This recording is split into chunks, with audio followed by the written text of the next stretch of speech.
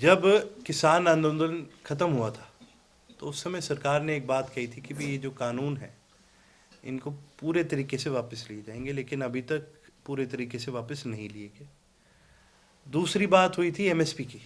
आपको याद होगा, जो आंदोलन था उसका एक बहुत बड़ा मुद्दा था एमएसपी, और एमएसपी की गारंटी आज भी ना सरकार ने दी है, ना ही सरकार के इलेक्शन के एजेंडा के अंदर है। ये सरकार बार बार कहती है किसान की आमदनी डबल करने की।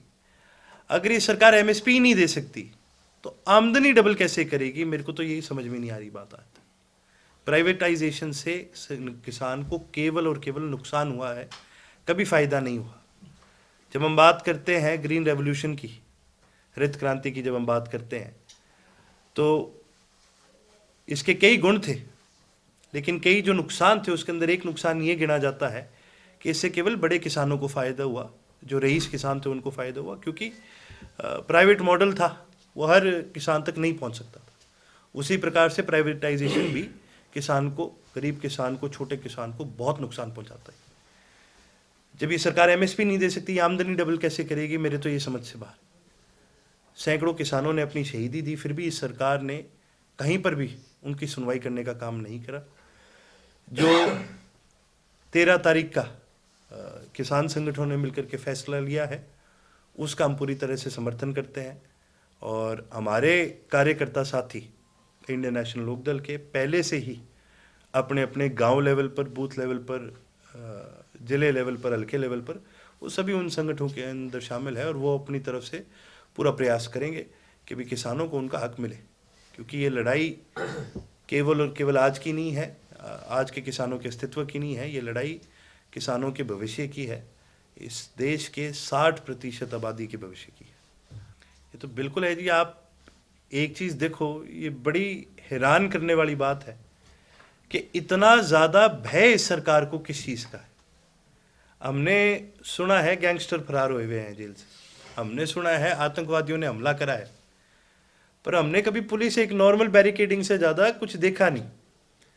लेकिन जब हमने सुना कि किसान दिल्ली जा रहे हैं तो 3-3 ट्राले मिट्टी के घेरे जा रहे हैं, कंक्रीट के बैरिकेड लगाए जा रहे हैं, उन बैरिकेड के बाद कंक्रीट की जो बड़ी पाइपलाइन, कहीं किसी बेचारे की नहर बननी थी, किसी के पानी जाना था, वो कंक्रीट की पाइपलाइन बिछाई जा रही है ऊपर, और उसके आगे कीले, सरिया, और फिर बैरिकेड लगाए जा रहे हैं। कि भाई मैं ये पूछना चाह रहा हूँ, ट्रैक्टर रोकने का इरादा है या टैंक रोकने का इरादा है इनका? इतनी भयंकर बैरिकेडिंग आपने आज तक कभी देखी है? कभी कोई आतंकवादी देश में घुस गया, हमने तब नहीं देखी इतनी बड़ी कभी बैरिकेडिंग। सरकार को डर किस चीज का है? मेरे तो ये समझ से बाहर है। भारत वो देश है जिसका जन्म आंदोलन से हुआ था। हमारे संविधान का भी जन्म आंदोलन से हुआ था। संविधान लिखने वाले बाबा साहेब भीमराव अंबेडकर जी ने अपनी सारी उम्र लड़ाई तो लड़ी है, आंदोलन करे हैं, और तब जाके इस देश के एक एक नागरिक को उनका हक दिला सके। आज किसान अगर कहीं जा रहे हैं, किसी को मारने थोड़ी जा रहे हैं, किसी से लड़ने थोड़ी जा रहे हैं, एक आंदोलन में जा रहे हैं। 1 साल से ऊपर किसान बॉर्डरों पर बैठे रहे। कहीं पर भी आपको ऐसी घटनाएं सुनने को मिली कि भी कोई क्राइम हो रहा है या कोई ऐसी चीज हो रही है? शांतिपूर्वक बैठे रहे, कहीं पर कोई वारदात नहीं हुई। फिर भी सरकार को इतना बड़ा भय किस चीज का है? ये केवल और केवल लोगों की आवाज को दबाने का काम कर रहे हैं। ये जैसे कि मैंने पहले कहा, हम पूर्ण रूप से किसानों के हर फैसले के साथ हैं। जहां किसान कहेंगे भारत बंद के लिए तो हम उसमें भी साथ हैं। जहां कहीं भी, जो भी, हम खुद किसान हैं जी। इंडियन नेशनल लोकदल का जन्म ही किसान मजदूर के आंदोलनों में हुआ है।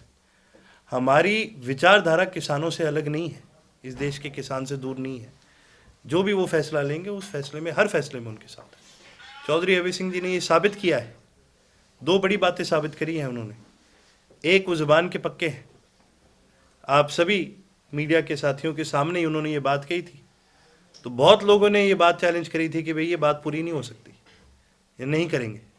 लेकिन चौधरी अभय सिंह जी ने अपनी ज़बान पूरी करने का काम करा, साबित करने का काम करा। और दूसरी बड़ी चीज़ जो उन्होंने एक साबित करने का काम करा, वो ये था कि भी किसानों के हक की लड़ाई में हम किसी भी हद तक जाने को तैयार हैं, और उसी प्रकार से कहीं पर भी ज़रूरत पड़ेगी हम किसी भी हद तक आगे जाने को तैयार हैं।